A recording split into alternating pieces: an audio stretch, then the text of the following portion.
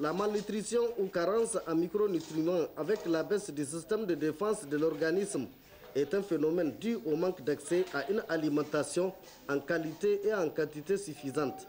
Or, l'accès à la vie, à la santé et à l'alimentation est un droit reconnu à tous les enfants. Le gouvernement du Niger, qui a adopté plusieurs textes nationaux et internationaux relatifs aux droits des enfants, ne cesse de multiplier des actions qui concourent à la réalisation de ce droit, avec bien sûr l'appui de ses partenaires, dont l'UNICEF. Des progrès indéniables ont été enregistrés ces dernières années. Cependant, force est de constater que les crises alimentaires récurrentes, la pauvreté des ménages, les maladies et certaines pratiques socio-culturelles qui constituent les principales causes de la malnutrition continuent à mettre en péril la vie des enfants. Cette année encore, les statistiques sont alarmantes. Au niveau du département de Myria. Déjà la semaine passée, nous sommes au double de l'admission hebdomadaire. Au premier semestre 2012, on avait 1119 admissions. En cette année 2013, on a 1016 admissions.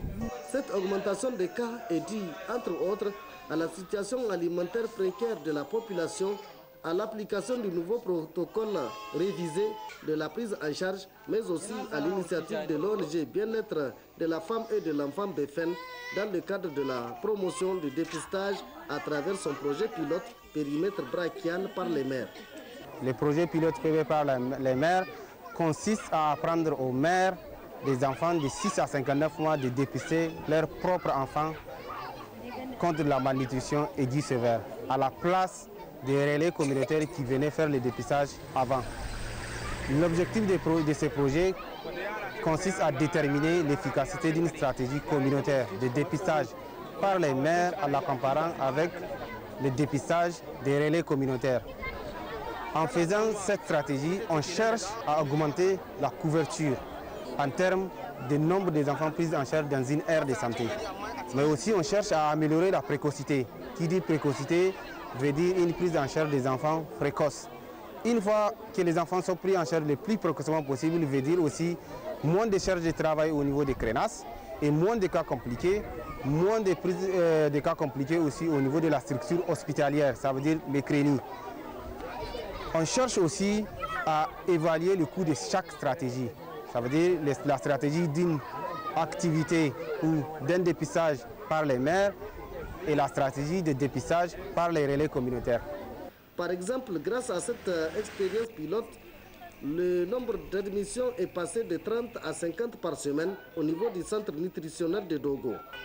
Le périmètre brachial, les mères le comprennent et savent le faire.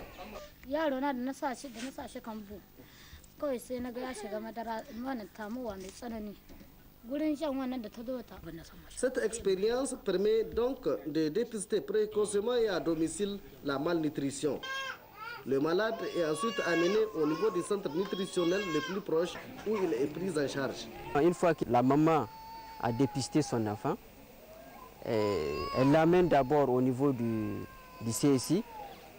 Maintenant, à son niveau, il essaie de reprendre le PB, le périmètre brachial de l'enfant. Si c'est rouge, là, il oriente l'enfant vers le CRENAS. Maintenant, au niveau du CRENAS, l'enfant va continuer son traitement. Maintenant, si c'est vraiment la couleur jaune, l'enfant va poursuivre son traitement au niveau du CRENAM. Si vraiment c'est une malnutrition aiguë, sévère avec complications, on essaie vraiment de référer l'enfant au niveau du CRENI pour vraiment une meilleure prise en charge. Les cas compliqués sont ensuite référés au CRENI de Myria.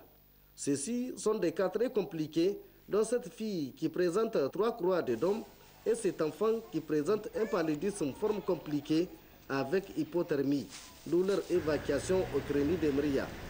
Ici, le processus consiste à stabiliser d'abord l'état de santé du malade avant de le réhabiliter avec une phase transitoire où des soins intensifs lui sont administrés.